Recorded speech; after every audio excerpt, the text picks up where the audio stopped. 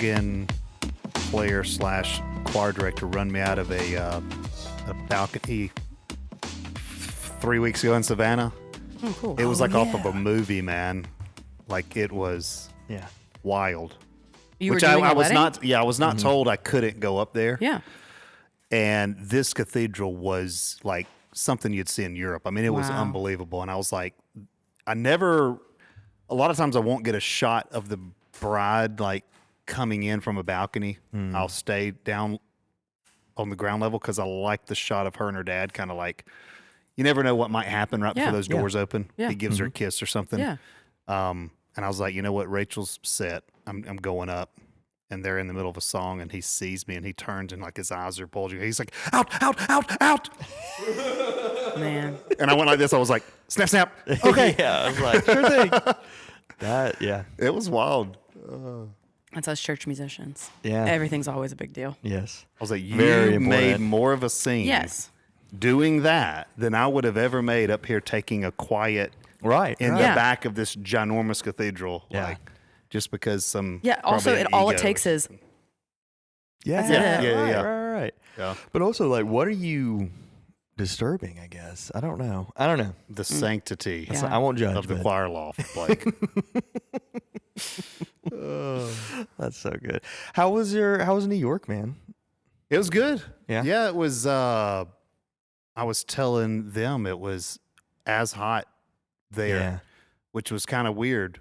Oh, yeah. But yeah, man, we did a little sightseeing. We got it in late Thursday night, so we start the whole trip Thursday with a text like 3 hours before that our flight's been canceled. Oh, So man. I'm on the way to the post office dropping film off. Actually, Yeah. I get this text. I'm like, oh no. So I go on, and like the next flight, only flight out of Birmingham is Yeah.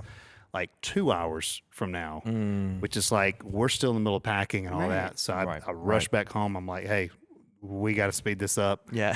Thankfully, didn't forget. All I forgot were socks, Yeah. and It's easy. that was it. No camera equipment. I had underwear and had There we go. all the Yeah. essentials. Right. Right, So right. yeah, we get there, and then we get to Atlanta. Everything goes smooth, and the flight from Atlanta to New York, we were all sitting together originally, but the new flight we're spread out over the plane. Yeah.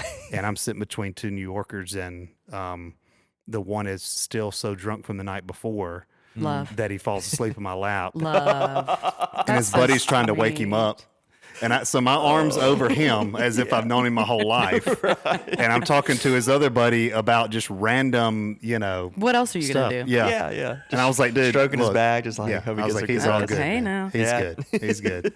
So, but then like when he woke up, like I guessed his last name, No which way. was so weird Wild. that he sent me a bunch of these drink vouchers from his Delta app. Heck yeah. What? Yeah, it was the craziest thing. What, He was what like, do you mean? Well, he was like, where do you? He started talking about like religion or something, and he was like, what religion or church do you think I'm a part of? And I'm like, He's like, I mean, come a on, man, risky I'm question. going to New York. Yeah. I was like, he's like, come on, man. I was like, I don't know. I'm No guessing shot. probably your last name's Goldstein. I He was literally like, just thinking are that. you kidding me? I was like, what? He's like, my name's Adam Goldstein. I was like, well, there you go. I love that he was like, Wow. hey, racially profile me. It's okay. Yes, You I can was do it. like, Permission granted. You're quite Jewish. That's crazy. I feel like that's such a New York thing, though, to just be so just like, whatever. Yeah. Yeah. That's awesome. I don't know where this Jewish hate's coming from, but it wasn't from these guys. Not at all. Oh, man. Yeah, when we went to New York a couple years ago, it was crazy hot, like a heat wave hot. Like you'd go down to the subway and you'd be waiting on the, I don't even know why I can't think of the name now. You're just waiting down in the subway, waiting for the subway, and you're literally dying. Steaming. Like, yes. Like Yeah. there's no wind, there's no nothing. And it's like, I swear I probably lost like 10 pounds just from sweating that trip off. But yeah. New York is deceptively hot in the summer. Such a shame too. Like when we live here and we're like, let's go somewhere. Yeah. Let's go to New York. Yes, exactly. The And then summer you it'll be suffer. perfect. Yeah. Yeah. And I was like, oh my God. I think have it was yet hotter. to go when it's not hot. Like, And it's walkable, so you're like forced Yeah, to exactly. experience all of Yeah. it. I've been there in October. Like, and you're thinking this is going to be, Yeah. and it was like 83. That's crazy. So we're going back in December. I'm like, for sure, it's yeah. gotta be. Be careful cold. what you wish for, though. I know you may get snowed out. You may get snowed out. Oh no! I don't know if it's snowed in or snowed out. Oh, man. Right around. I mean, surely the tree's already up. Rockefeller Oh, Center. for sure. That happens. I think literally the week of Thanksgiving or the It's week before after. Thanksgiving. Is it before? No, you're right. You're right. Because I remember we went to New York when I was a junior in high school. Yeah, because there's a big ceremony lighting and everything. Yes. You're right. And I think it's like right after Thanksgiving. Yeah. And we were there around that time. I've always wanted to do the parade. Oh, It's it's just, awesome. I love a parade, and it just looks so like getting up at 3 a.m. Like to me, Yeah. I'm like for Macy's, yeah. It's Yeah. 100%. Yeah. It's worth it. It was so Sure. cool to be You were there. there with it. Yeah. Yeah, so we were. This is not related to the podcast at all, but we were in New York, but we were going to be staying in Brooklyn because my brother had a basketball tournament. He was at Ole Miss at the time, but we stayed in Manhattan for one night, and because we wanted to see the parade, and we actually stayed in Trump Tower. Whoa, watch out! I know I probably shouldn't say that. Now I'm going to get super canceled. But this was Podcast is canceled. This was a long time ago. Not that that actually It's changes okay. anything. It may actually make it Yeah. worse Yeah. that it's a long time ago. Everything's okay. Yeah, it's okay. Think Hey, he's, I was a high school kid. I didn't know anything. Your brother's yeah. at Nichols now, yeah? No, It's- he is at McNeese State. They play Nichols though. In Sulphur. No, Lake Charles. I'm literally from that state. I'm like, wrong city, wrong school. Because you posted He's a that, and football I was coach, like, right? oh, McNeese. I don't know why I think it's Sulphur every time. Sulphur is a city, and it's a real city, I promise. Yeah, it's in not like Louisiana. a sounds. Near It Lake doesn't Charles. sound made up. It's in Yes. the like broader Lake Charles Yeah. area. Lake Charles is great. It is great. But yeah, the Macy's Day Parade. I would recommend it. It was so much fun. I was there for the Puerto Rican Day Parade, Oh, which I was telling Will before, and I was like, I was shooting the G2, yeah. but it was like we had both kids, one in a chair, like or stroller, not a chair, but a stroller, and it was busy, Yeah. So I'm like, I had these little moments where I could kind of slip over to a corner and take, but I'm like, I wish that I had about 10 rolls and just could have spent the whole day within about 4 blocks or Man. 4 corners. It was just, there was the colors were great. The lighting was great. Yep. Because it was hot, there was a bunch of shirtless people. Like, Yeah. just, So so fun. it just made the whole thing. It yeah. I was, love that. Yeah, it was really good. But yeah, I think that was about the most eventful. Other than that, like a $200 Uber ride to the airport was, kind of ridiculous, but Painful. It is crazy. right how at the much end of the Ubers- trip, had to stay Yeah. an extra day, had to rebook all these flights, and then it's like $200 to get you Good there. Lord. Mm. Might just be easier to walk. I mean- it may have, Yeah. Swim. yeah, Seriously. yeah. Wait, so you're from Baton Rouge, right? Yeah. Okay. When did you Wow, I move? didn't know that, Kat. Yeah, born and raised. What? Nice. Went to LSU. Go Tigers. Go Tigers. And then graduated with my bachelor's of music ed, and then Whoa, I didn't know that. yeah, Wow. Okay. yeah. I was in like halfway in. I was like, I want to teach music. Yeah. That's it. Like, so I want to teach choir. Okay.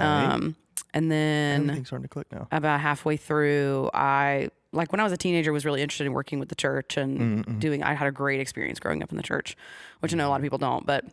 So I feel very lucky to have that. But church that was super like, yes, women in leadership. Yes, we love that. So that was awesome. But about halfway through college, I was like, I think my route is more like, let's do this like church thing for a second. Yeah. So that's why I moved here for my master's degree right after. Like I didn't take a gap year or anything. Yeah. So like looking back, I don't know. I think everything worked out how it was supposed to. Yeah, for sure. Like I'm a firm believer in that. But I definitely moved here. Huge culture shock going from like a large public university to a very, I went to Sanford. I didn't know that. Yeah, for a master's. Yeah. What years were you there? 17 to 19. Oh my God. Yeah. I was there 14 and 19. We haven't talked about this, I guess. That's great. This is the first I'm hearing of it. Well, that's how you and Carrie know each other. Yes. Yeah. Because he was there my last year as a music performance major. And then it was my last year as a music major. And then his first year, I think, as a Yes, music I major. forget Yep. you were a music major. Mhm, Hilarious. mhm. Crazy. And super, like, had a lot of good experiences there, but, like, generally was probably, like, a very hard experience for me. Being there, and I feel like I kind of had lived a little bit of real life. And so then I went to a school where like a lot of them hadn't. And so there was just a little bit of dissonance there. Yep. And then, I'm loud and a woman. And sometimes people don't like that. It's a dangerous combination. I don't like Yes. loud men or women. So Hey, man. no offense. No, I'm just Yeah, I don't know. I think I was just I had a lot of strong feelings. I have strong feelings about everything. And so I think that that was hard. It wasn't like super the norm. Is that would you say that's a trait just from your personality and just who you are, or would you say that is something kind of developed from Louisiana? Is that a Louisiana thing? I know people from there. I'm not from there, but is that like from your environment or the culture you were around there that you feel like there was, That's interesting. Do you feel like the other people from Louisiana that you know are like that too? Not necessarily. The caricature of a Louisiana Bayou person, Cajun is loud to me. Like when I think about it, but I'm speaking specifically from the only events I've been to are like New Orleans and an Alabama LSU game. Right. Yeah, right. It's so fun. I have no idea. It's so fun to explain it to people who, like, when you think of Louisiana, you think of New Orleans. And I love New Orleans. I love it. But I did not grow up in New Orleans. So I don't claim it as that. And I don't claim Cajun, even though we have French in us. That was not our environment growing up. Yeah. Baton Rouge is a melting pot. Anybody who's lived there will tell you it's a melting pot. It's why people are like, you don't have an accent. And I'm like, I don't. Because I grew up, there were so many dialects that you just kind of form one uniform one that's a little bit of maybe everything. Because there's some words that I say that are like maybe a little different. But no, back to your question. I think a lot of it has to do with, I'm one of 4 girls and just the house was never quiet. And my mother was just like a stay-at-home mom for about 16 years, kind of raising all of us and getting us all out the door every day. Which is like a badass thing to do. Yeah. And I think there's just she carried an energy about her growing up for us that I think reflected onto us in different ways. Yeah. I'm probably the most extroverted out of the 4 of us girls. And probably the bossiest. What's the age gap? Literally, I'm the second oldest. So oldest, and then 15 months me, 15 months Mary, and then 6 years Sarah. Oh gosh. Okay. Yeah. So they were just kind of Sorry, Sarah. they took a break. But Sarah otherwise it was like, she Was an Sarah actress. very quiet because everybody talked for her? Or The baby? Yeah. she was for a while, and then she got to have her own high school experience because we had all moved out. That's or we true. were doing Yeah, college. Only child. Yeah. Right. So then it was like she she was home alone. Yeah, and she's the smartest out of all of us. I think the genes just saved it all for the end because she's killing it, and she's very smart and very successful. That's awesome. Yeah, I love that for her. And I think when you think about genetics and especially personality traits of childbirth and siblings and things like that, typically the older sibling is a more dominant personality. And the way it worked with my family, Lindsay, my older sister, is much more reserved, internal processor. I wouldn't say she's shy, but she's just particular about who she talks to and what she talks about, which has served her very well as she's gotten older. Yeah. I took on, somehow it just skipped a kid. And I was the one in public, people, are you the oldest? Are you, there's an energy I think I just carried that was more dominant. Which I think served me and also kind of bit me in the ass a little bit of both. Yeah. As it does. I feel like, I think it does. I mean, I think the same could be true for somebody that's introverted and quiet. I mean, there's parts of that that are going to serve you well, and other parts that are going to, totally, you're going to miss out on something or not be heard in something or whatever it may be. But So when did you moved to Alabama in 2017? Yeah. Strictly for college. School. Yeah. For my master's Had you degree. ever been through Alabama or Birmingham before? Only when I was looking at master's programs. So I was considering a dual situation at Baylor Truett. which so glad I didn't do because that shit is hard. And I think I would have been very sad. And then Samford, they were kind of rejudging their church music. So my master's is in church music. They were redoing the program. So it was not newer and like more modern and updated, which was really interesting to me. And then I was looking at basically the same degree, but a little different in at Mercer in Macon. Oh yeah. Okay. With McAfee, like a partnership with their theology school. And I chose Samford because Birmingham was just fun. Like it was so different than anything first of all, when I love to tell this story, my mom would, I'd jump in the car to chase sunsets with my mom because I always wanted to get a picture. And there's one road near where we lived that it was a straight shot down long enough to where you could get a little bit of the sunset. Yeah. Otherwise it's trees everywhere and there's no elevation. Right. And when we drove here, we came in the fall, which was like it sold me in the fall. Yeah. And hills everywhere. Like we're getting nauseous on the hills, like driving them and stuff. And it was, I turned around where Vulcan is and you see the city at night. That sold me. Yeah. A friend of mine was like, he had shown us around a little bit and we had dinner and he was like, take this route back to your hotel. And we went that route and like literally when the city lights were clearing, I was like, I belong here. This is where I want to be.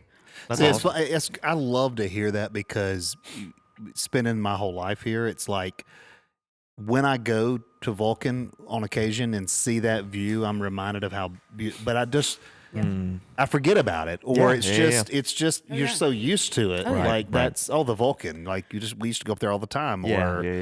You know, like I don't know. It was like when we first started driving, that was a place that we felt like was such a cool. Oh yeah. You go up there and see the city. Yeah. And you sometimes forget just how beautiful that view is. It still doesn't get old to me. And the view from the club is really. Oh my gosh. Yeah. You know, some of the times we've worked there, just like to be able to see that sunset from there and the cityscape is beautiful. Yeah, when we were there in February shooting that party, I remember just looking out the windows like before things kind of got underway. I was like, man, I've never been to the club, so that definitely added to it. But I just never really had seen the city from that kind of point of view before, and I don't know, it just gave you like a deeper appreciation. Like, man, this is pretty cool. Like Birmingham has a lot more to offer than I think maybe people who grew up here, you know, realize. But you do get used to it, you know. Like you probably got used to things in Baton Rouge or even New Orleans for, you know. Totally. Yeah. I think there's a dimension here. Like that's the word I always think of because like where we live in Irondale, which is so nice. Yeah.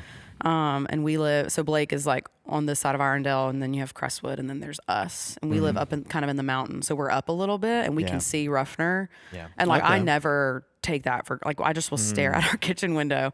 But I think that like, I don't think I'll get used to that view. And I say that now.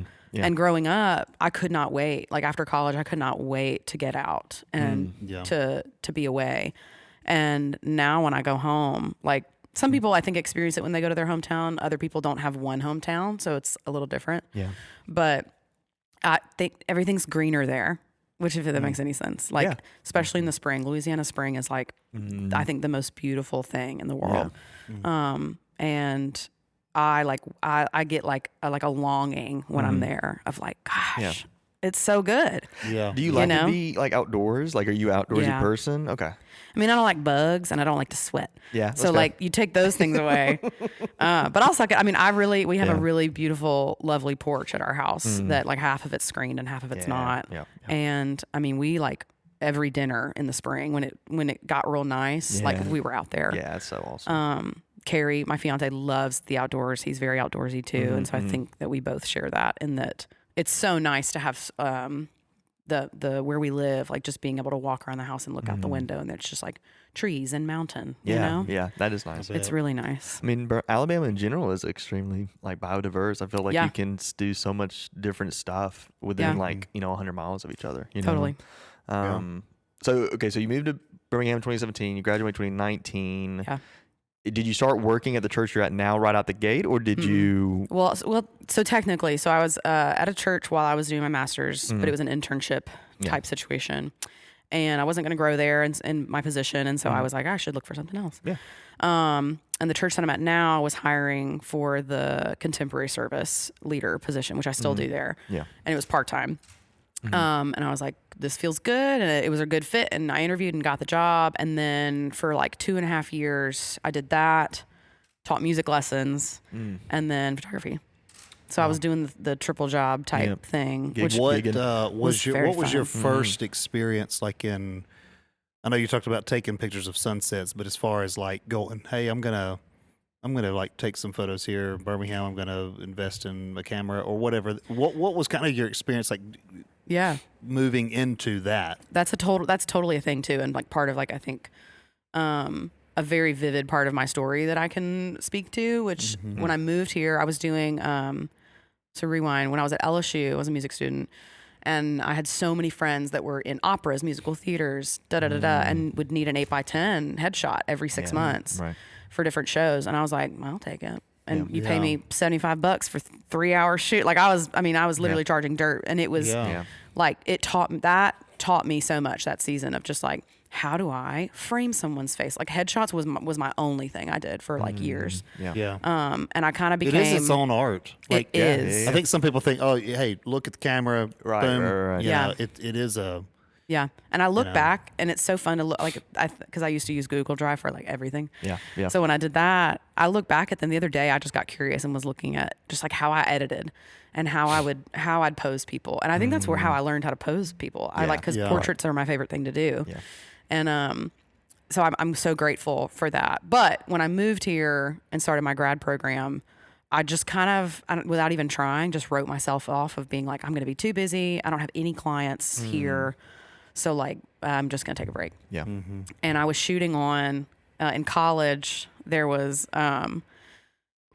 just this guy that I used to work at Outback Steakhouse with. He was the bartender and he was a photographer. And he had my first camera, legit camera, was his hand-me-down 60D, I think, and a 50, a nifty 50. Yep. And then I got an 85, and that was my go-to for all of my headshots. Yeah.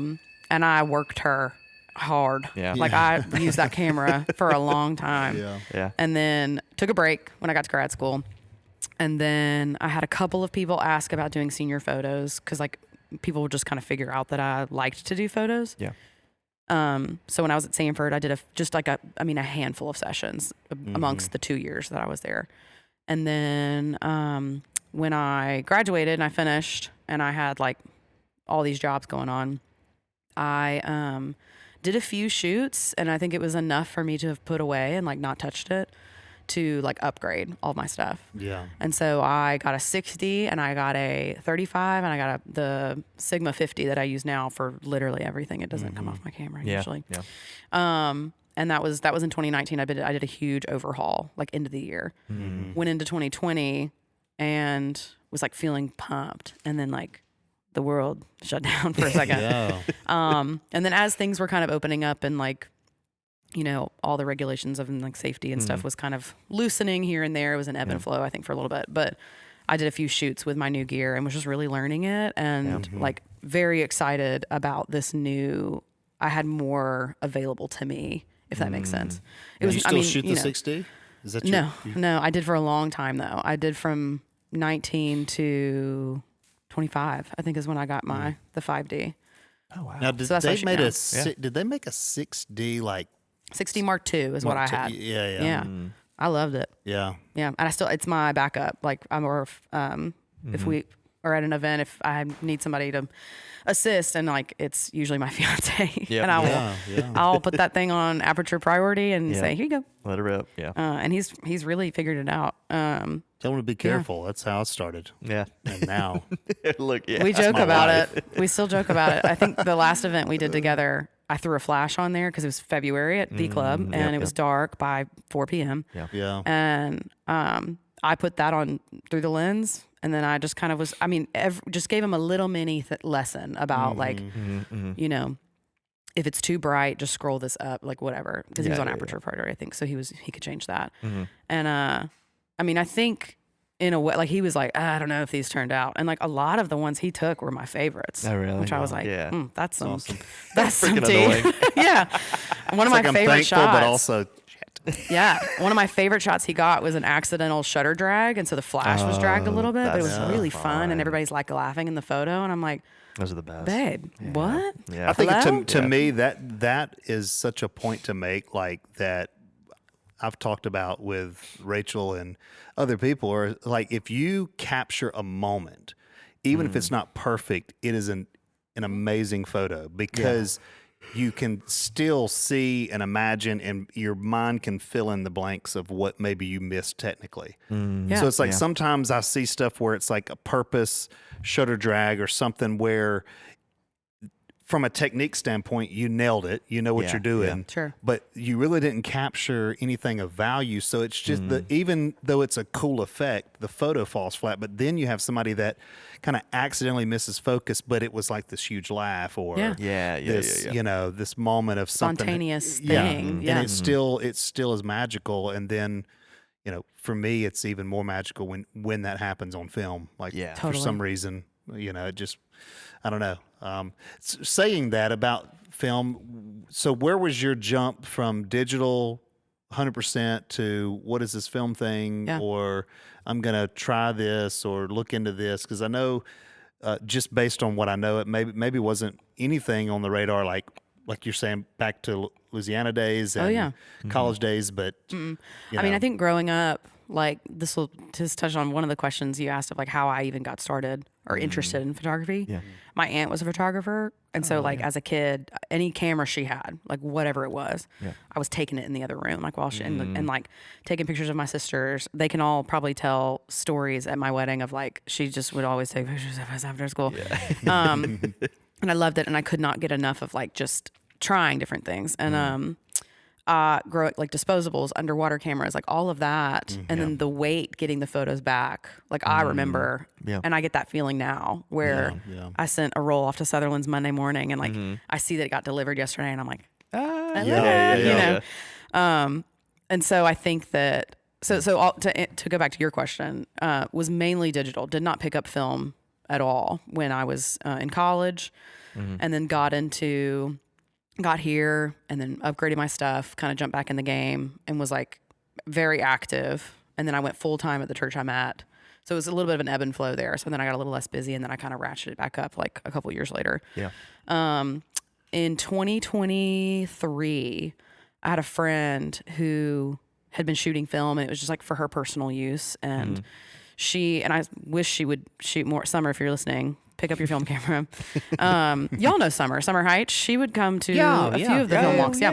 Wait, she's in New York, right? Chicago. No, she was in Chicago. Now she's in Nashville. Oh, okay. Nice. And yes, so we're good friends. And she was shooting film and like a lot of black and white too. And she's also like a poet and like so good with words. And so she would pair a lot of it was just her sharing her art. Yeah. And I was so like fascinated by what she was getting because I could tell it was not this like she was not going into it being like, here's the meter of this and here's where the she's just taking a picture of a moment. You know, right. And I was so interested in that. And I think when you shoot digital for so long and you get so used to just like setting up the shot, posing the shot, there's this like I had a huge interest in film being something to just capture a fun moment with and not have like I'm kind of somebody that like I love to have control and like a lot of that serves me and that also doesn't serve me in a lot of ways. And I think what has been the coolest thing about when I picked up a film camera, which I think it was like the Target heyday film camera in 2023. This was like probably the rise of like people getting back into film. Like I was definitely not like, I can't be like the hipster and be like, I was doing it before everybody else was doing it. But I noticed what was happening and I like jumped on it and shot a roll on that camera like all summer. Forgot I would had it in my purse. It like has a couple of accidental shots because I'm just like, you know. Right. And that was really fun. And then I got it. And that's the summer when my fiance and I started dating. So there's some very fun memories that like you can feel when you look at them too, which is cool. And then I got it developed at the end of the summer and like looking back, I was like, this is crazy that there's like all of these moments that I forgot about, but also like no one, I mean, it's like other people were taking photos on the camera too. Like no one was doing anything to take this photo. It's literally just a screen grab of a memory. Yeah. So that was very cool to me. And I think that was what, like I got bit by the bug then. And then we were a couple months later, we were at Hannah's, and before I even knew Chris, was at his sound his stall. Yeah. Got picked up a Pentax IQ Zoom from there, $60, and just like shot on it for months to kind of figure out like, do I like this enough to like really want to get these developed and see them? Right. Yeah. And I just found out about Electra, and then that Christmas, my aunt, I had been talking to her about getting back into film and how excited I was. And that Christmas, she gave me her old AE1 program, which is like so sweet. That's super sweet. And I don't use it as much anymore. Like I use it every now and then, but it's kind of now sentimental. Like it's never going anywhere, you know? Yeah. And I picked that up, and just, it has the 50 on it, you know, the 1.850. And then I just used that for a really long time. Yeah. I met y'all and jumped in the film walk that spring, I think. What year was that? 24? 24, 24. I What think. was your first film walk? It was the mini one where you and Carrie were like, hey, I know you. Oh my gosh, yes. Wasn't it? At Railroad Park? Oh my God, yeah. Whoa, okay. That checks out now. I remember all that. That is crazy. Gosh, that was 2 years ago. Yeah, I was really nervous to go. Yeah. So I made him come with me, and I gave him the Pentax, like the little point and shoot. I was like, just so you have something in your hands. Yeah. And I'd already known Joshua Jenkins. Oh, yeah. Already knew him. Shout out Josh. And so he was there, and then we met you, and Chris was there, and Nathan was there, and I was like, oh, this is a whole thing. Yeah. So that was very fun. And then I just got really excited about it. And that's awesome. Here I am. The rest is history. Yeah. And now you have... I have Fuji. too many. Yeah, you got Someone stop me. So now that we have video, you can see. Yes, true. Yeah. Here the she Fuji is. GA. Is this the most It's recent? the 645ZI. Yeah. Yeah. The most recent. Is that sorry, I didn't finish. Is that the most recent like camera purchase that you've made? Or No, okay. my most recent purchase was the EOS 3. Oh, that's right. So yeah, I got that and love her. Yeah. She's great. Are you using her like pretty heavily, like with what you're doing? Yes. Or, okay. So I became, my dad is like this too, but like with, he like builds computers and takes them apart, as a hobby, which is crazy, but he's a gearhead. Yeah. And so growing up, like the new gadgets that were out, like he was always about them. Mm-hmm. And I think I'm like that with him.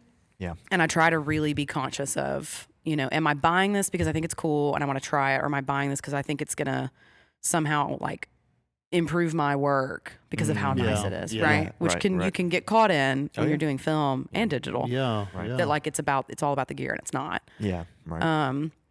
But I bought this in January because I had it at our shoot at oh my God. Help. I want to say Basic, but that's a clothing store. That's not even Aesthetic thing. Yes. I knew it was something with an A. Thank you. We did a collaboration there, which was super fun, and I brought this just to play around with it. Yeah, that was fun.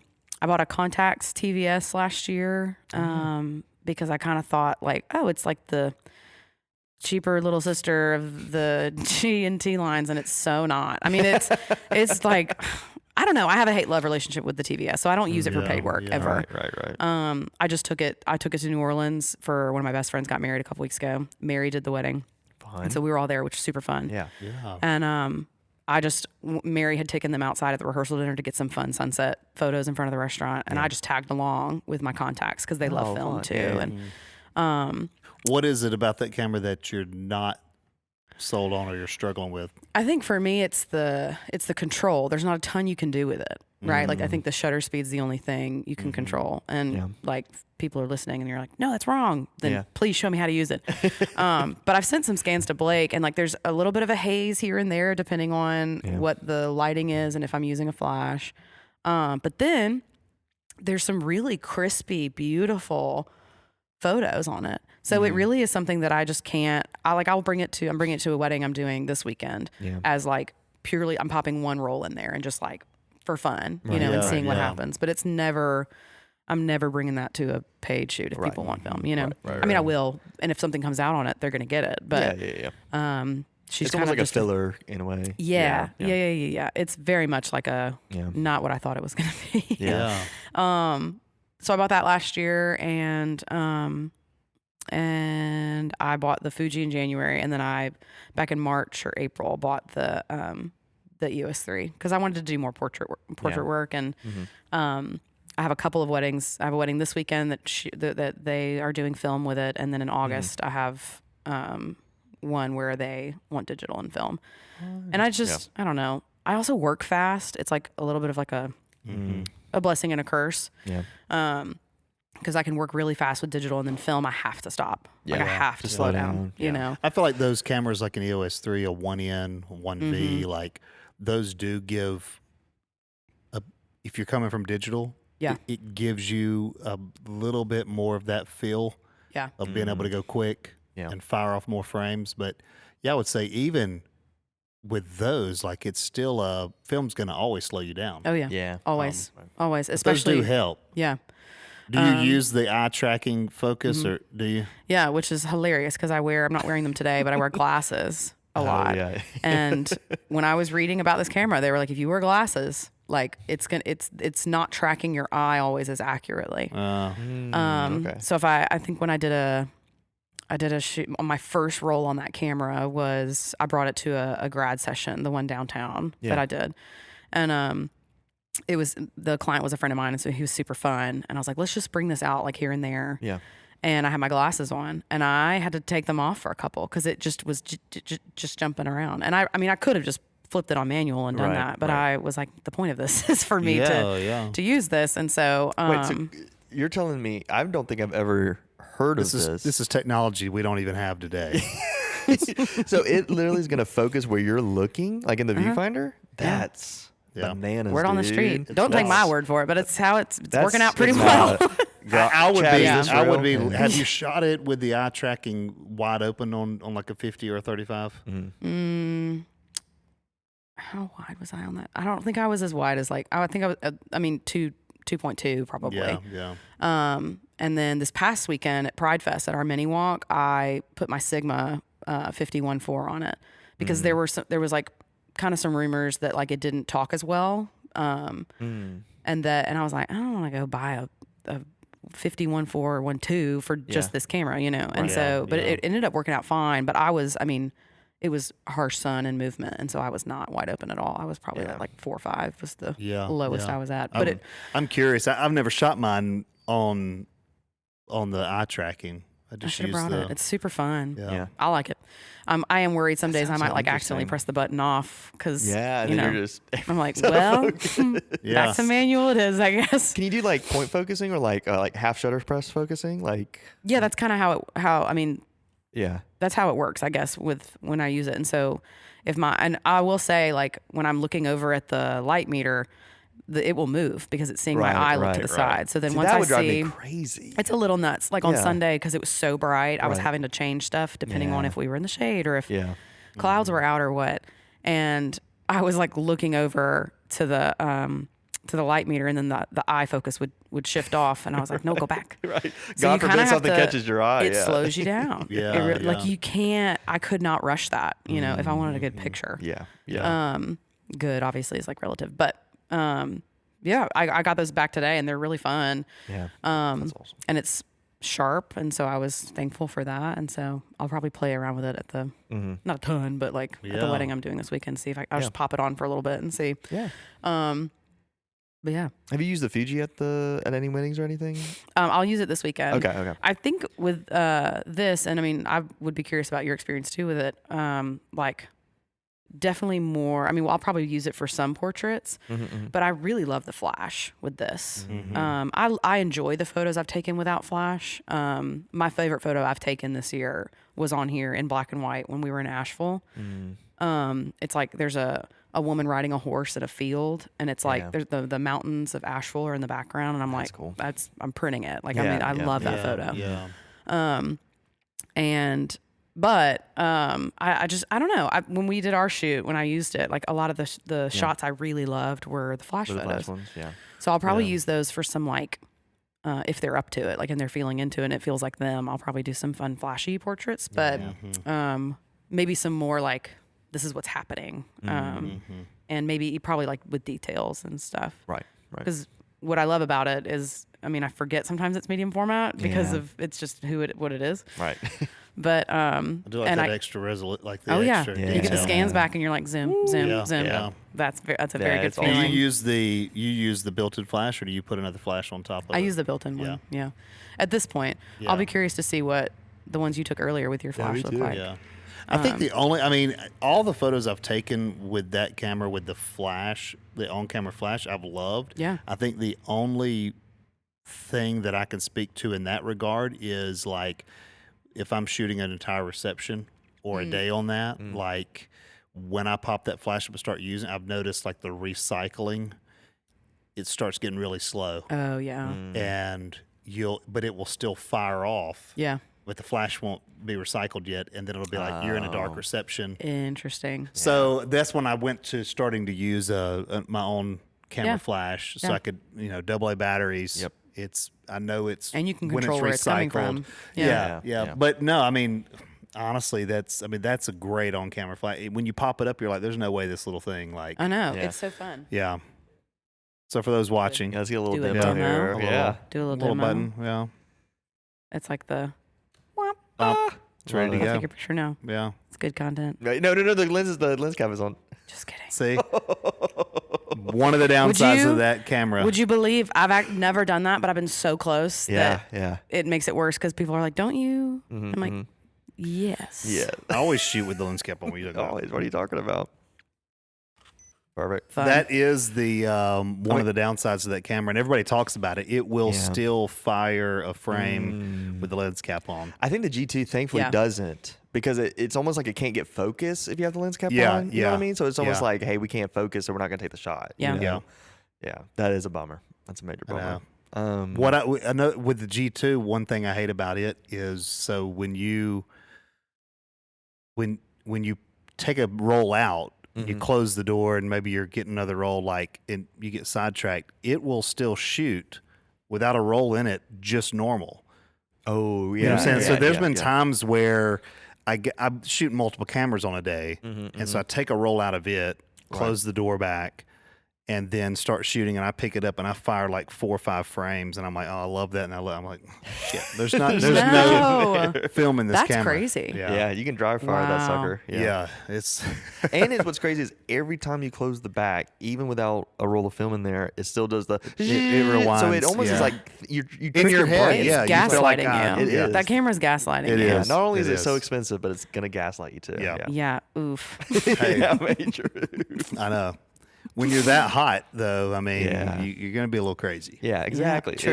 It's the graph, right? True. So I don't want to segue too hard, but you've done some recent work with Slims and Yeah. El Royale that has Yeah. been really good. Been so fun. And I think it's really interesting to see that work from you because when I think of you, Kat, as a photographer, I think of you as like portraits and like people.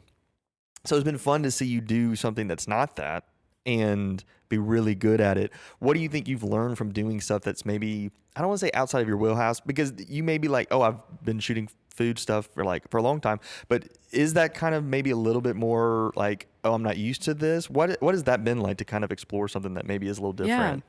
Yeah. I think a lot of it was like I do a lot of events too. And yeah. if I've ever gotten like a tablescape or like a flat lay of food or a meal or something, Yeah.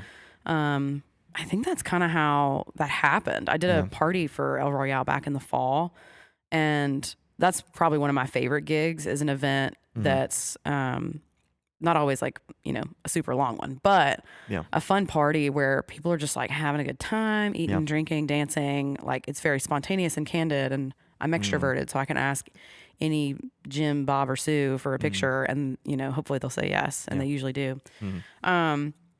And one of the guys that he's head of their marketing and design and everything. He reached out. They loved the photos, and he was like, would you ever consider coming in and doing some food for us?" Yeah. I was like, "Yeah." And so we were trying to set something up, and then that we they were kind of working out like what the menu would be, and then in the middle of all of that, they were like, "Oh, by the way, we've got these events in May coming up." Yeah. And they were like, "Would you be interested in shooting the dinner?" There was a dinner on a Monday night, and then there was a Cinco de Mayo party. Yeah. And I was like, sure. And I showed up and just like did my thing and sent them the photos. And they were like, cool. What are you doing this Thursday? We need photos of Slims. Yeah. And I was like, okay. And so Yeah. I showed up and their team was there and it was, I don't know. It's just been a really fun collaboration with them. I've really been able to like watch how, when I work with them, like they'll style it and I'll kind of maybe do a little bit of that, but I actually do a lot of that of watching right now with the styling. Right. And I have a client that I've been working with since last year, like last summer, and she runs a bakery out of her house. And our work together has grown a ton. Yeah. I mean, my personal work and like she has a different theme or a vision for a shoot. And I'll come in and we will try it together and like we've become friends. And so now when we work together, it's even more fun. Yeah. That's nice. And she's got her name's Breadcrumb. Everybody go buy her bread. Heck yeah. Delicious stuff, creative. And I think that's the other thing too, is like I've been able to meet and like run in the circle with these super creative, passionate people. And it's almost like a mirror when you meet somebody like that. Yeah. And so I feel like I reflect her energy really well, and we've gotten to do some really fun stuff together. And I think when I posted like our summer or spring session, some people noticed. Yeah. And it kind of added to a little bit of like a portfolio type. But then with the stuff with Slims and El Royale, I don't know. I just show up and I ask what their vision is, and they send inspo. They sent some inspo before the last one I did with El Royale, and I was like, yeah, okay, let's try it. Yeah. And I was like standing on a chair in 95-degree heat outside. We're all sweating, like, let's try this. Let's try this. Yeah. And there's just something about like, I don't know. There's a type of grit in a session like that that is super appealing to me. Like we are all like knuckles in the dirt, really figuring this out and like doing this, and it's fun and it's easy, and we're getting some good stuff. And I'm never the photographer that's like, you'll see these when I send them. Like I'm like, do you like this? What do you want to change? Right. Because I know I can be particular, and I want to make sure that what I'm getting is matching what they want. Right. Yeah, and then I had a lot of fun editing it. They wanted a certain kind of grading, like color grading for it, and so I got to kind of play with, I think I get sometimes stuck in editing where I'm like, this is the look I like, and this is my look, and I'm going to stick with this. Right. And they were like, the inspo was a lot warmer, and like the base was very yellow, and which fits their vibe for sure for these. And it turned out awesome. Like it looked really great with the food and everything. Yeah. So, I'm just having fun. I think for me, if it's ever something that I'm not scared to do, but I'm also like, I haven't done a lot of this. I think it's like curiosity is probably like my main drive of saying yes to something. Yeah. Where, if I truly felt like I was not going to be able to measure up, I would have been like, but I know some people I can pass you to. But I was able to be curious enough to go, I think I have all the tools, and I'm going to come figure this out. Yeah. Now, are you working towards like, and maybe you did this with Slims and El Royale, but are you working towards like a place where you're going to be working in at least a roll or more of film with just about everything you do? Or is that really just more like, hey, the film stuff's kind of like still playing around with things and it's just kind of a... Not as much with that kind of work. I think with the commercial stuff, I mean, I'm wanting to make sure we're getting what they want. And a lot of times I'm working with people who like know enough about film to ask for it. And if they want it, when I've worked with Shayla, who owns Breadcrumb, like I've brought a roll or two to some of our sessions and like have sent her those, and it's been very fun. But I usually don't blend the film into that work, mainly because I feel like I don't want it to distract me. Because those kind of sessions, especially in the summer when we're like bringing food out and everything, and slinging stuff, I mean, we're kind of trying to work within a time frame, and I don't ever want to slow it down. But it's not to say I won't ever. I do think I've mixed into paid work. I've mixed it into portrait sessions more than not. And I think I'm at the point, like some people have asked for it and I've added it in, and then I usually end up just bringing a roll anyway. And I think I'm at the point where like it will just already be, if they don't ask for it, there will be a roll that's included. Because it's just become so much of what I like, and I've learned how to shoot manual on the cameras that I like to use right now. And I think that whether it's of value to some people or not. I mean, people can always say like, "Meh, we're not really interested," and I'll put it away. But Yeah. 9 times out of 10, people are gonna, oh, that's included, and like I think there's a value to that is really special. So I'm kind of getting to the point where it's not going to be an add-on anymore. It's just going to be a part of it. Yeah. There's some guys I know out in LA that shoot their video and do commercial and like weddings, but do a lot of big like commercial clients. But they in all of their weddings, they will shoot at least one roll of like Super 8. Yeah. Whether you like it or you don't like it or you don't want it, like it's kind of part of their mantra where they started. And I love that because I think even sometimes there's people that don't realize they like it or want it until they see it in front of them. Or they also don't understand, and it's not out of like ignorance or like it's not a dig at them. It's just that they don't understand the value of it. Yeah. Whereas like if it's a couple where, they're like, well, we'll digital's just fine. Like we're not worried about film. I'll bring a roll. I'll include it in the gallery, and a lot of it is just those like them. Like I did one with a couple and their baby, who had just turned a year, and a lot of them were just them talking to the baby or like throwing the baby up in the air or from a like them interacting together. And I think I've done film for them before, but this time they were just kind of like, oh, we don't really necessarily need it in. And she was like, these are really special. Like these are very cool. Yeah. That I mean, it's I don't know. There's something very tangible about film. Even when it's a digital scan, that I think brings something else into the gallery, But yeah, I love that. That's awesome. You want to take a quick break and then come back? Got a few more questions that you and I have, and then a few questions from our Instagram. Yeah. Perfect. All followers. right. Cool. We'll be right back. Hey guys, it's Blake. If you're a photographer, videographer, podcaster, or content creator looking for the perfect spot to bring your ideas to life, you need to check out Studio Lucid. It's a versatile studio space located in the heart of downtown Birmingham between Morris Avenue and First Avenue North. Whether you're shooting a brand campaign, your next podcast episode, or just working on something unique, this space has everything that you need. Anyone can split and share the cost. Don't miss out. Book your session at Studio Lucid today. Now, back to the episode. And we're back. So if you stuck around for this first 51 minutes, thank you for being here. We're here at episode 44. Great to have you. Great to have you. Thank you. And we have the incredible Kat Mullen here with us today. Thank you, Kat, for showing Golf up. claps. Yes. Best I could do. I'm Yeah. sorry. That's okay. I'll take your golf clap. Sorry, pulling up my notes here. I also want to interject too, and like, Please. because earlier you were like, "Is it Catherine? Do I put Catherine? Do I put Kat?" I never asked to be called anything other than Catherine. I don't like dislike it, but I don't ask for it. But if people on their own will, like pin that for me, I'm like, yeah. So like, you guys started calling me Kat. I don't know why, but it stuck. Really? And there was a few walks in. Carrie came with me again or something, and y'all were calling me Kat, and he was like, did you tell him to call you Kat? I was like, no, they just do it. So you've been Catherine up until the film walk. Wait, seriously? Isn't that funny? I mean, my good friends will call me Kat. They shorten it just like out of, I mean, that's what happens when you become so close with people. You just like tag names for each other. But you guys were like, it was so funny to me that I was like, yeah, I respond to it. Yeah. Kathy, Katie, like any of those, I don't. But like, yeah, I've never been Kat outside of like a nickname with close friends and family or y'all.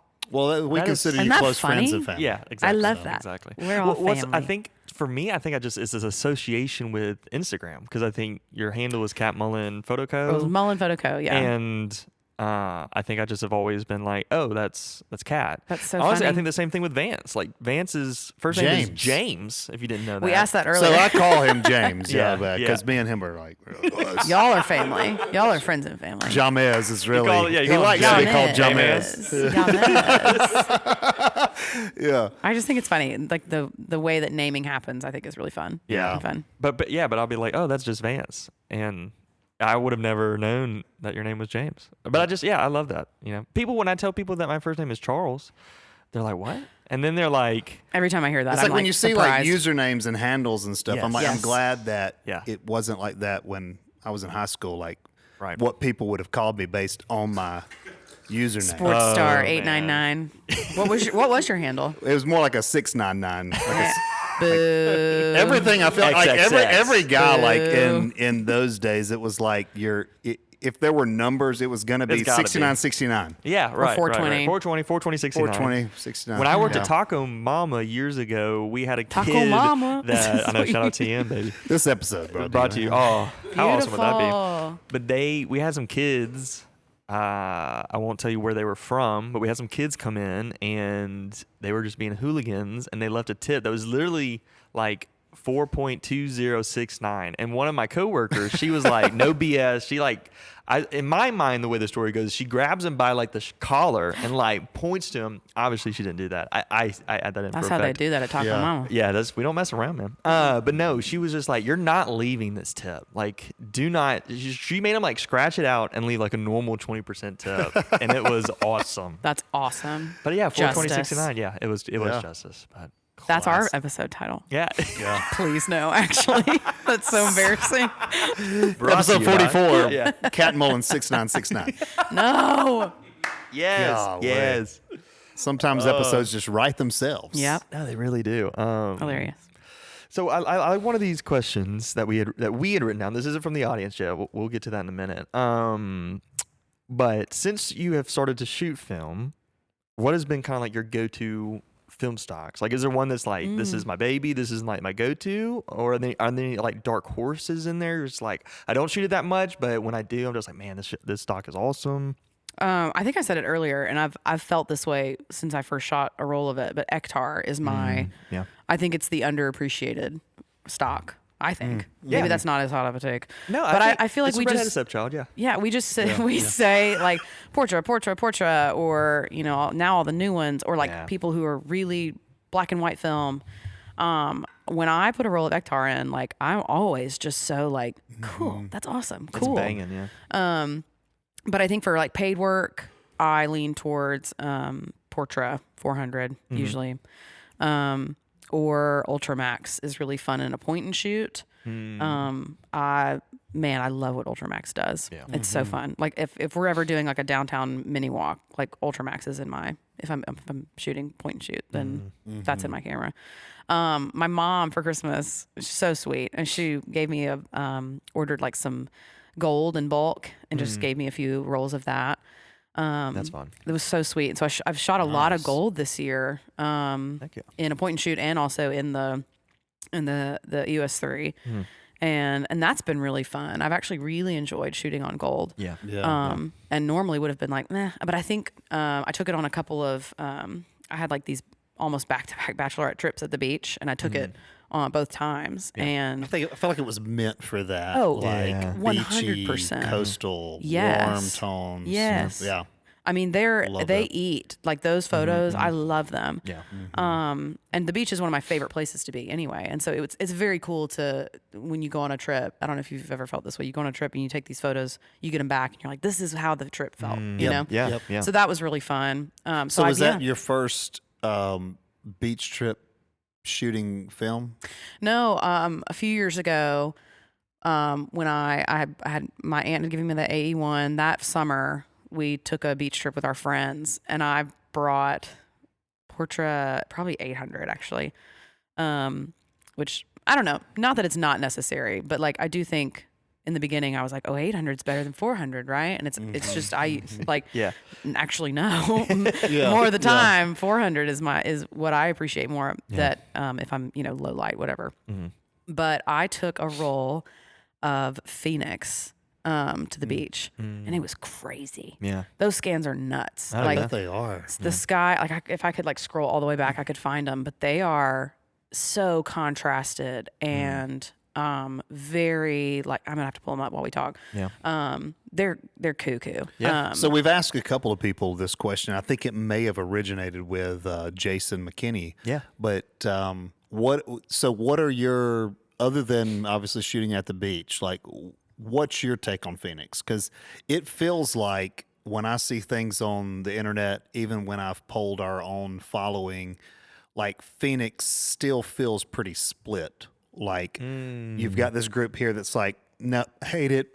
can't figure it out, don't Hate want to it. figure it out. And then like other groups that are like, yeah, like I'm really digging the look and the vibe, Yeah. and I shoot it like this, and I found the sweet spot. So what is your True. synopsis?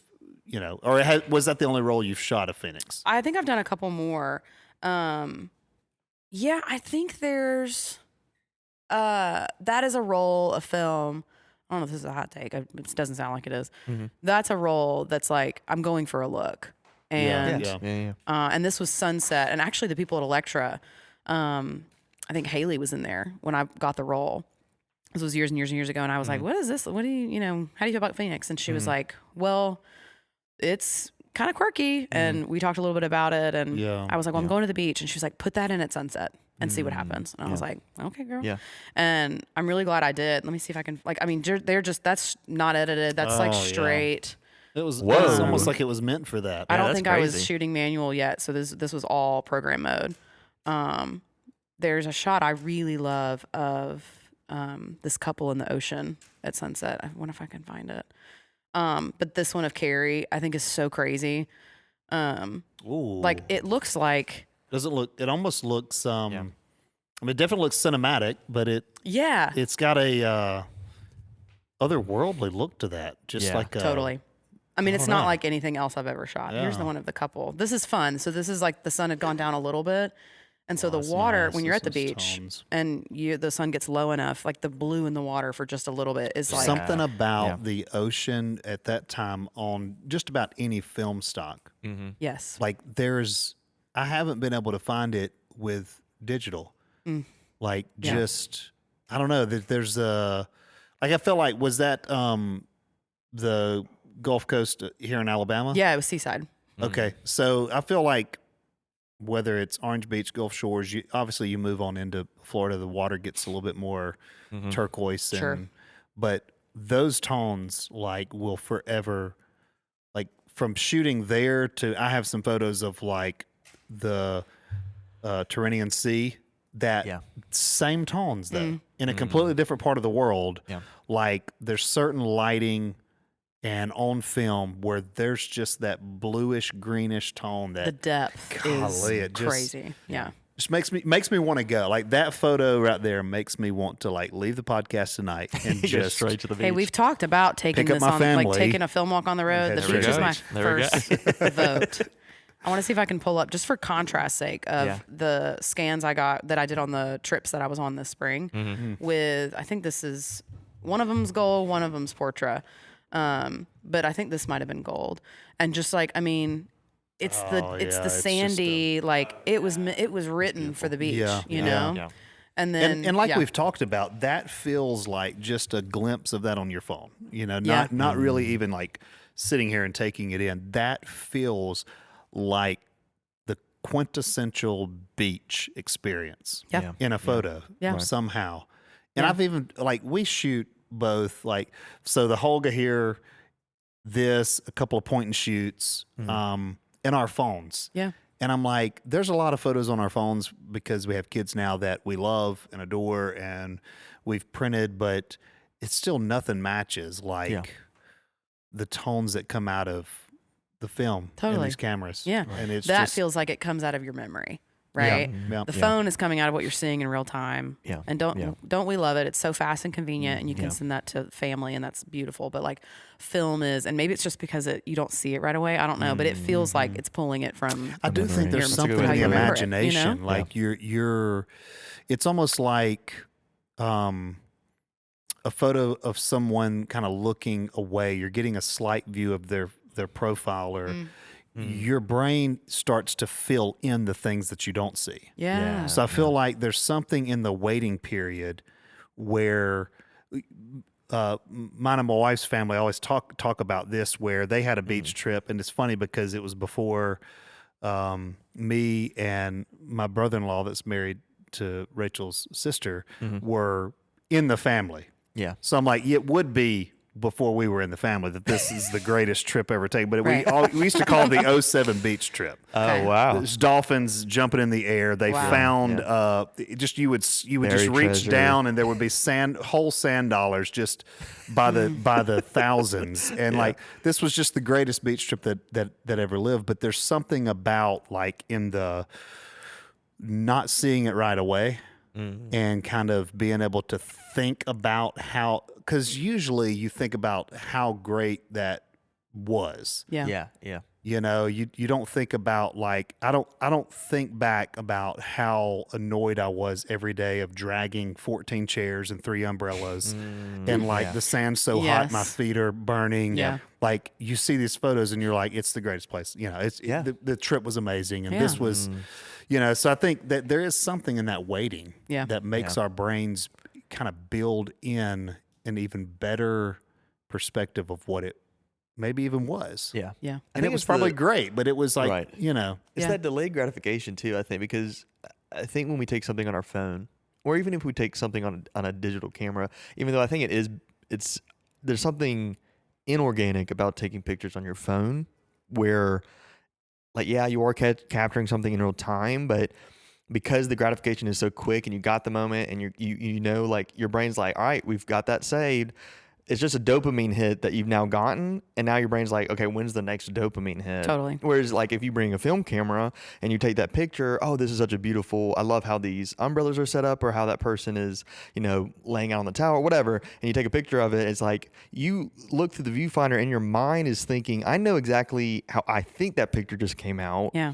but I won't know until a few weeks. So you're kind of like, I don't have to worry about it. I don't have to like think about it in a way of like, There's a release of control. there's a release of control, and you can just like, Yeah. I can just still be in the moment. And then a week later, 2 weeks later, when you ever get the skins back, you're like, like I had forgotten I had taken that picture. Yes. And then you get that dopamine hit, but it's not like what it was if you took it on your phone. Like it's just Totally. different, you know. It's like Something in the waiting yeah, that right. makes it more special for sure. And it's special when you after the wedding, you share it with the people that were there. So like on these trips, Right. you know, we did the whole like made a shared album of all the pictures on our phones. And then when I got the scans back, I just added them in. And it's like people were all like, well, we forgot you had that. Like no one was like, hey, are the scans back yet? Yeah. Like yeah. they were like, this is amazing. This felt like how the trip felt, you know, and right. are sharing them. And it's, you know, also people who like don't shoot film. It's their fascination with film and how it looks. Yeah. And that it's not anything that you do necessarily. It's just like, it's the things that are available to you, Yeah. you know, or not if it's something's broken, you know. Yeah, Or the lens cap is on. Right. Hey. Yeah, for sure. for sure. Yeah. So what is your, I know we talked and we're getting ready to move into some of the Instagram questions, so I don't want to ask too many that may end up being on there, but Sure. what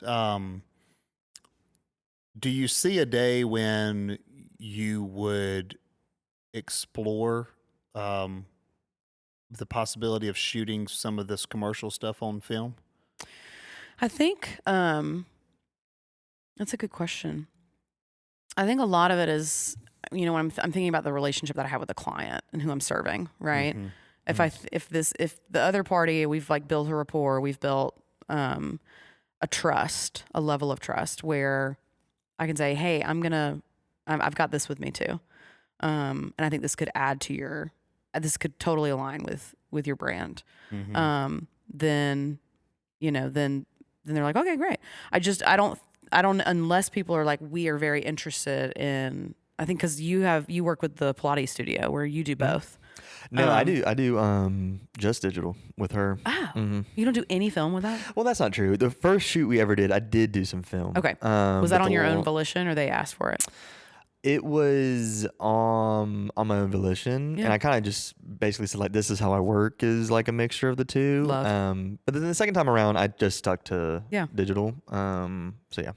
I don't know. It's so interesting. We kind of talked about it a little bit earlier. I think it's just, I value film in a way that I don't know if I want to expect or project that onto my clients. But I do think there's something like so hot as a business owner of like, this is how I do it. Yeah. You know, and you're going to be getting both. Yeah. And so I think that like, maybe yes, question mark, is probably the best answer. Which is Yeah. not even really an Yeah. answer. I really think the idea is interesting to me. I think it would definitely depend on the environment that I'm in. Like, I don't ever want to rush film because, like, most of the time, and that's not gonna work out okay.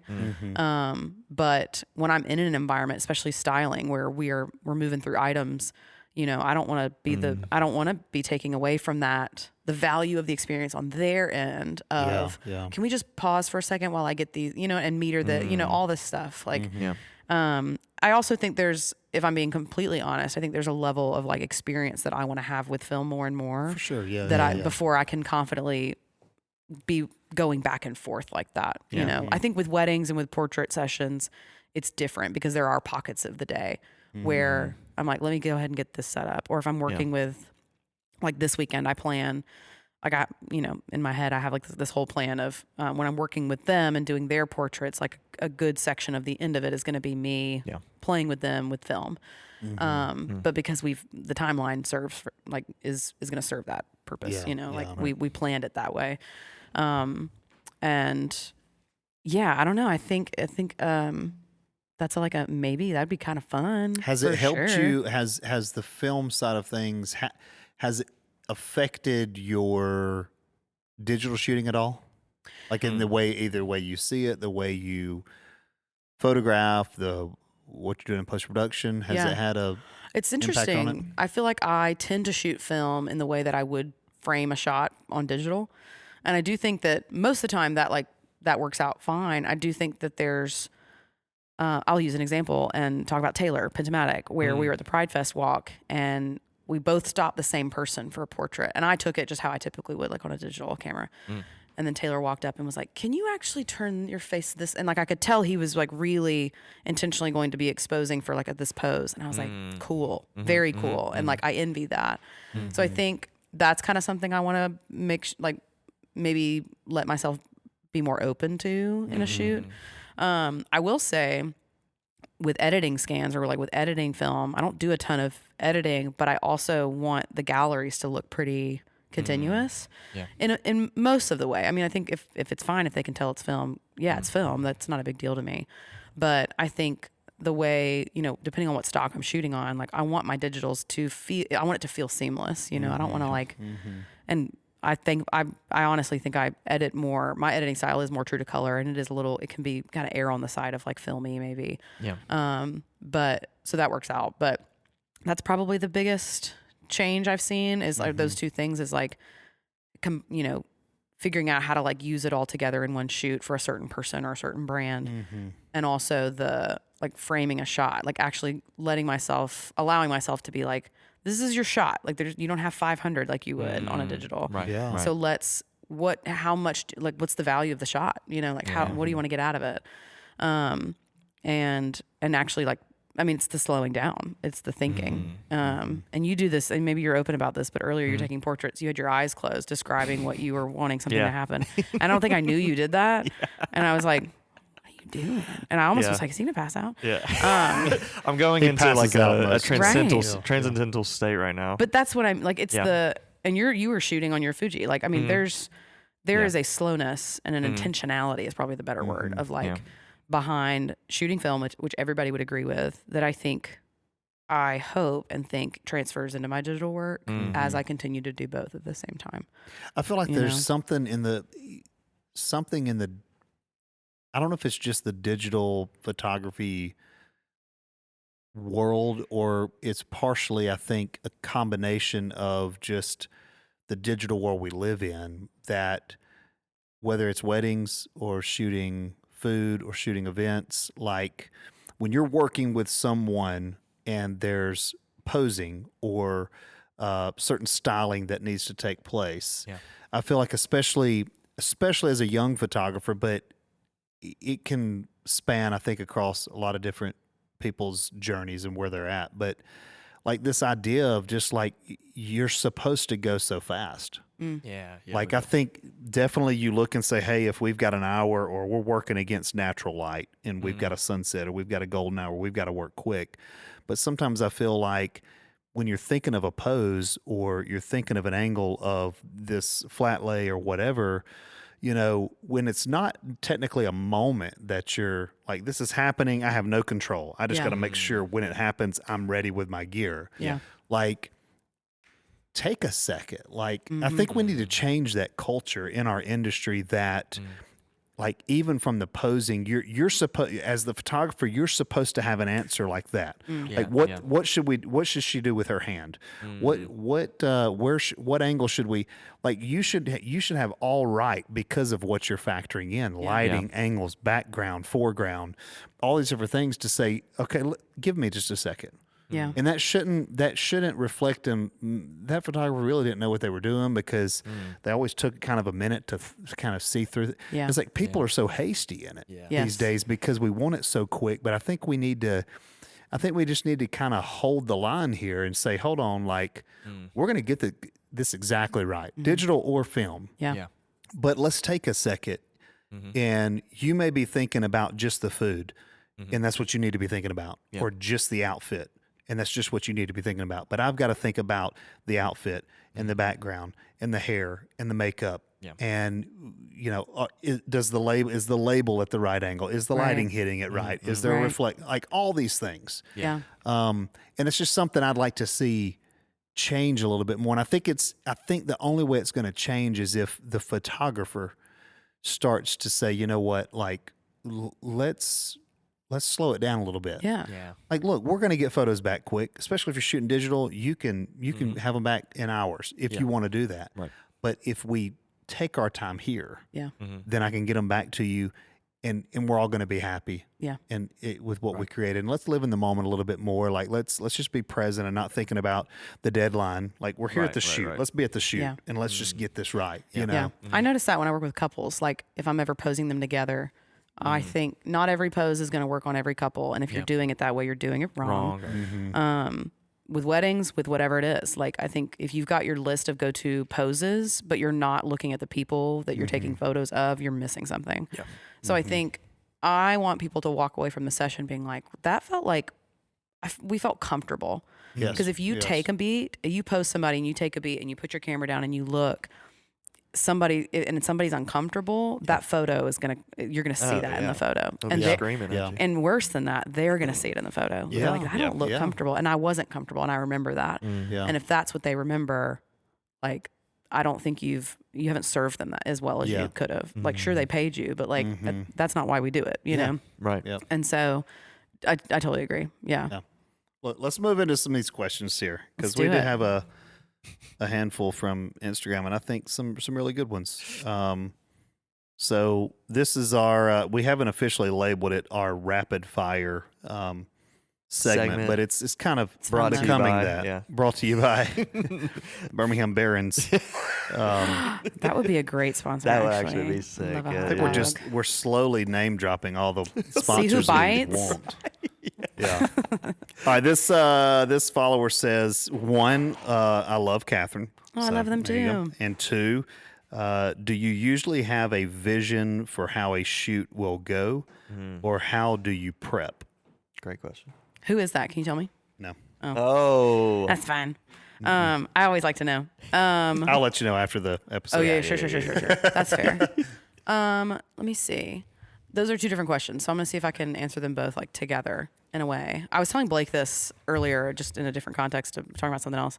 But I'm not anything if I'm not prepared. Like I'm prepared. I think that like I have a personality type and I have a level of anxiety that like is always encouraging me to be just prepared. And sometimes it doesn't serve me. Like I just have a lot of anxiety from that of like the what ifs. I'm constantly preparing for worst case scenario, but I do think it serves me when it comes to photography. Even when it's digital, and if it's film, even if it's digital, there's things that can fail, and there's things that can die, and there's things that something can happen. And so I think I try to prepare in that sense of, do I have everything I need? Is everything charged? Is everything cleared, formatted, whatever? Because that's the last thing I want to be worried about is something is jammed or something is full, and I'm like not prepared for that. Like that to me is like, it's not just like unprofessional. Things happen. People make mistakes. You're not always on your A game. But then I'm like limited. Yeah. If I'm in the flow and like all of a sudden I can't take any more photos, like Yeah. that's, to me, that sucks. But I think in terms of like creativity, maybe like planning a shoot with someone, I always want to know what they're thinking and like what's their vision if they have one. Love Pinterest. I have always loved Pinterest. I recently did a boudoir session, and those especially, I'm like, what is your vision? Because we're not taking any poses or doing anything you're not comfortable with. Yeah. And then from there, I use their inspiration of, and then I usually will collaborate on a board. So I'll say like, hey, I added some. This is kind of what I'm thinking, and we'll get together. Or if it's like the situation with El Royale, they sent me those inspo photos like a couple hours before. They're like, this is what we're thinking, and I'm like, okay. Yeah. You know, Yeah, because what I was seeing, a lot of it was going to be the posed strategy and posing and strategy and like where am I taking the angle or where the angles, what are the angles going on? But also like this looks like something I'm going to be working on a lot in post of like the color grading and things like that. And yeah, I think I like it to be collaborative. If someone How comes much to are me, you staying true to a so you get a Pinterest board and it's a shoot where there's models or people involved and they send you inspiration and the people on the Pinterest board are posed a certain way. How close are you trying to stay to the exact pose they sent, going, okay, they sent this pose, they must really like it. yeah, It's almost like, is it inspiration or do you find it as just duplicate this? How do you not the take latter. it when they? Yeah. you I know? think what I'm doing is I'm looking at it right before the shoot, but I don't look at it while I'm shooting. Yeah. I think that's where you start to like copy paste, and then you're not in control anymore. And 10 times out of 10, the client is trusting me. Now, if they're like, I really want this certain, let me pull up the Pinterest board, and I'm like, great, let's do it. But unless it's like I'm kind of thinking of a couple of the themes that are in that. But also, a lot of times, and this is not a dig, but a lot of times people's inspiration is out of context. Or I think you talked about this on one episode where like brides will send you their inspo and it's all over the place, right? And it's like not in the setting they're getting married. It's not the season that they're getting married in. It's not the whole, So I think that there is a level of like, yes, you can trust me in aiming and like landing your vision for this. And we can also do some of the poses you really want to do, but like I'm not having it up on my phone and looking at it, Yeah. unless I kind of feel like we've got some time to be creative and I'm like, what was in the like what else is going on that we haven't maybe covered? So it's probably a very Because you don't want to loose- miss anything. Like if there are like some significant things Yes. going on. Yeah, you wanna- yeah. Okay. Yeah. So question number 2. Okay, this is a. Okay, I'm not going to give any names away. We'll do that later because I start going down that rabbit hole. How does it feel to be so awesome and talented and kind and hot all at once? I didn't put that question in there. Somebody else did. There you go. Next question. What's your go-to film Thank you. stock? That is very kind. Thank you. That is very kind. I can't confirm it. It wasn't your fiance, but it is, an avid follower of yours, I guess. That's funny. Thank you to whoever that was. It's very sweet. I probably won't speak to that because that's just, everybody else's reaction would be, what? What? I'm what? It's a question you can't really speak to. That's very sweet. Thank you. I think we kind of talked about the go-to film stock being Ektar, if Go-to is probably Portra. Portra. Okay. But Ektar is my like if I've got some if I'm like going on a trip or going somewhere, Ultramax Ektar are like my favorite, like my fun little. Let's pull these guys out. All right, next question. How do you make clients feel comfy in front of the camera? Assuming it's like if it is somebody that I know pretty well, I think the collaboration beforehand helps. Clear communication helps. I'm never going to be the photographer that's like blowing up your email with questions or like reminders or anything like that. I will, if someone's like, we want to do engagement shoot, I'm like, do you have any locations in mind? Are you going for a certain thing? And either I'll have people say, we'd love to know what your favorite locations are. And then I'll give them my favorites, my go-tos that I feel like I have a lot of room to be creative. I don't have to just do the same shots or the same settings, like the gardens I love because you just can shoot anywhere. Or I'll have, like, I think I have 2 shoots in July and they're both engagement shoots. And one girl was like, we're open to what you think would be great. And another person was like, I think it'd be really cool if we were here and this, like, we're kind of not your typical, like, that's our style's a little bit different. And I'm like, yeah, I'm energized by both. Yeah. Because one, I get to be like, take that initiative and help them feel like they can trust me and lead them through that. And then the other situation is, oh, this is going to be cool because we're going to be working together and they're going to be probably be asking for like maybe some certain shots. And that I like direction too. Like I think I can do well with both. But somebody feeling comfortable, I think, is an energy. I think it's an energy you bring to a shoot. I really try not to show up to shoots drained or tired because like at the end of the day, I'm serving them. Like this is a service I'm providing me, not just my camera. Like I'm there too. And so I think that it can feel really sterile to have photos taken of you. If I'm here, which I'm here pretty often, like I'll play music. I ask them what they're listening to these days. Monday, I had a model in here and I was like, what are you listening to? And she's like, Cheetah Girls. I was like, yeah. So we were playing Cheetah Girls and like this music we both grew up with. And like, you could just tell about 5 minutes in, it's like things are flowing, conversation's going well. I'm extroverted. So I'm not that there's anything wrong with being quiet or reserved photographer, but I do think that forming that connection and sustaining that connection through until the service is over, which I mean, that's until gallery is delivered is really important. So yeah, I guess is my answer to that. Okay. Yeah, that's a great question. Great answer. Next is, what makes you enjoy being a photographer or something you have to remind yourself? I think sometimes I have to remind myself it's not always that serious. Stakes are not always as high as I think they are. I think there's big shoots. I think there's big deals that are a big deal to me, you know, and I treat every shoot with the same amount of like professionalism and like respect for the client and like what I'm there to do. But I do think when I can go into a shoot and not feel like I have this like sterile shot list, and it's usually I'm not booking anything like that. I have the freedom to be like, what if we tried this, or could we try this? And being able to like collaborate, like true collaboration, I think is what is probably one of the best feelings when you're photographing something with somebody. I think is so like, well, let's try this, or gosh, what about that? And like you're both squealing at the camera because you're looking at what you've got. You're like, this is what we thought. This is what our brains were trying to do. Pulling things out of each other. Like they're pulling things out of you, and you're getting things out of them that are right. Now, when I'm in the presence of like a true stylist, like I'm, again, like I said earlier, like I'm watching. But it is very fun to be met with like invitation of like, what do you think? Well, let's move this. Let's shift this over a little bit. Let's like move this salsa here instead of here. And it's like, yes. Like it's just energizing, you know? Right. It's really, really, it's, I think what like songwriters feel when they write songs together, you know, like it feels very similar. Yeah. It's awesome. And lastly, there's some pronunciations in here that are some misspelling, so I'm going to try to.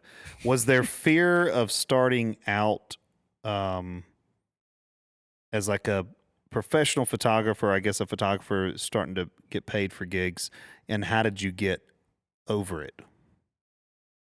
Like, I guess moving in from I'm just kind of shooting, just hobbyist, to I'm shooting some clients. And was there a fear in that? And if there was, how did you get through that? I don't know if it ever goes away. I think it's probably like a non-linear experience to be a photographer in that context. Like there's going to be clients where before the shoot, I'm like, am I going to deliver? Like, am I going to be good enough? Is this going to actually, are they going to be happy with this? Or if I deliver the gallery and they're just, you know, not a personality that's like so expressive in their gratitude or whatever it is, and I'm like, God, they hate them, you know. And there's definitely seasons like that, and I think I have to remember like groundedness in knowing that like I showed up and did my best, and that's all I'm ever going to be able to offer, and it's going to align with some people, and it's not. And also, you don't know what you don't know. Like I think with somebody, I have generalized anxiety, so I think in situations like that, I can kind of come up with things that aren't happening. Oh, they don't like the work. I don't know that. Unless they flat out said, we don't like these. And I'm like, well, have a great life, you know? I mean, and that's never happened. I've never gotten direct feedback of like, these are actually not what we're looking for, and we're really disappointed.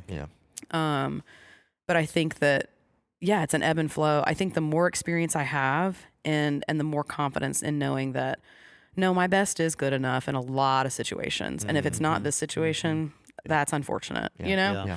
Yeah. But I think about yeah, some sports stuff, like just growing up in sports and watching sports, like couldn't be me. so so many people talk about like how the greats and Yeah. in any sport, like they talked about how even after multiple championships and just multiple years in the league or whatever at the highest level, they still had butterflies before games. Yeah. They talked about how that is someone who loves what they do. Yes. Like that's someone who's not in it just for the money, or somebody that's not burnt out on it, but somebody that's going still this far into it at this level. As good as I am, some of the greatest of all times, as we would say, still getting butterflies before a big game. Yeah. Yes. And I think like for a photographer, it's almost something in that, something in the anticipation or the nervousness. Like it also can serve you as like, okay, don't show up and try to just call it in. Yeah. Yeah. And go through the motions. Like Totally. I feel like it keeps you on your toes a little bit. Absolutely. A little bit of those Yeah. butterflies and those nerves of Oh yeah. I think it sounds very similar to like being a music student, and I mean there being all these performance opportunities or requirements that we had to do, and you also get, I mean, even like singing on like leading a service on Sundays, like it never feels like I don't care, you know. I think there's a level of like the butterflies or the nervousness or the anxiety, less anxiety, probably more just like adrenaline, right? That is keeps you on your toes. It keeps you awake. You know, you're not on autopilot. That's a good sign. Yeah. And I think I've always told when I used to teach music lessons, like before recitals, if I'm nervous, I'm like, that means that's a good thing. It means you care a lot about what's about to happen. Right.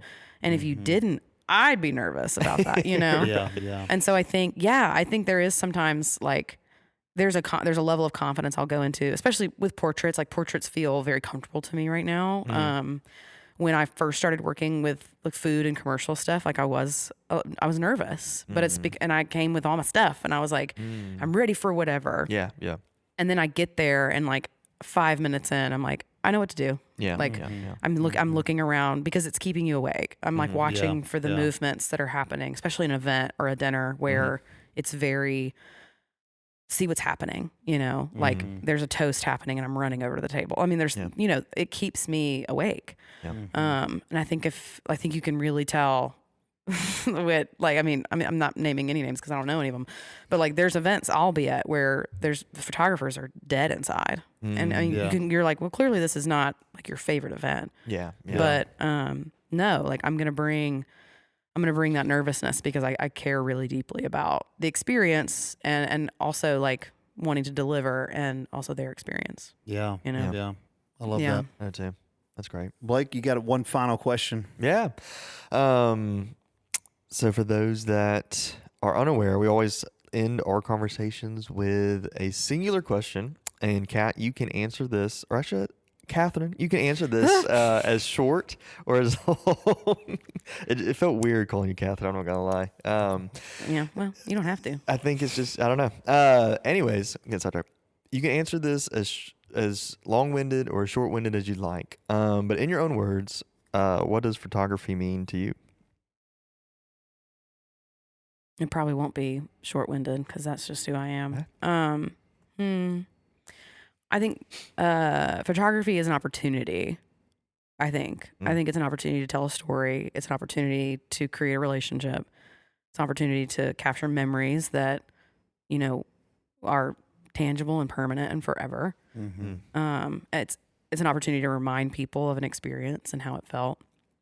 And I think it's an opportunity to always stay curious, to always stay awake. Yeah, I think it's an opportunity to like expand yourself into always becoming, whether it's better at gear or strategy or interpersonal relationships, customer service, like whatever you want. I think it's an opportunity. Yeah.